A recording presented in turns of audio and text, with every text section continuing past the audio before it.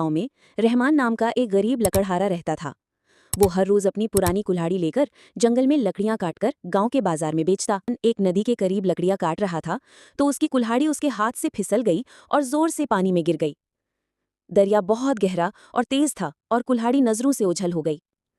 रहमान परेशान दरिया के किनारे बैठ गया। अब मैं क्या करूं? उसने सांस लिया।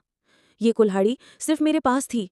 इसके बिना मैं पैसे नहीं कमा सकता और ना ही अपना पेट पाल सकता हूं। अचानक रोशनी की चमक में दरियाए परी नमूदार हुई। वो सब कुछ देख चुकी थी। तुम क्यों रो रहे हो लकड़हारे? उसने आहिस्ता से पूछा। रहमान ने कहा, मेरी कुल्हाड़ी दरिया में गिर गई है। मैं उसके बिना काम नहीं कर सकता। ये मेरा वाहिद जरिया था। परी ने नरमी से सर हिलाया। फिक्र न करो, मैं तुम्हारी मदद करूंगी, उसने कहा और पानी के नीचे गायब हो गई। जब वो वापस आई तो उसके पास एक चमकदार सुनहरी कुल्हाड़ी थी। क्या ये तुम्हारी कुल्हाड़ी है? उसने पूछा। रहमान ने हैरानी से उसे देखा मगर सर हिला दिया।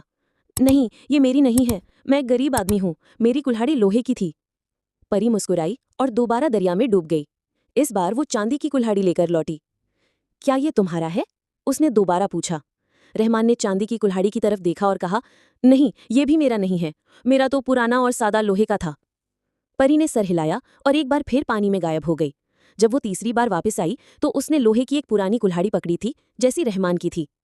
रहमान की आंखें चमक उठीं। हाँ, वो मेरा है। परी उसकी ईमानदारी पर खुश थी। क्योंकि तुमने सच कहा और जो तुम्हारा नहीं था वो नहीं लिया, उसने कहा, मैं तुम्हें तीनों कुल्हाड़ी दूंगी, सोना, चांदी और तुम्हारी अपनी। रहमान ने परी का बार बार शुक्रिया अदा किया। वो खुशी खुशी घर चला गया और सोने और चांदी की कुल्हाड़ी को बेहतर जिंदगी गुजारने के लिए इस्तेमाल किया।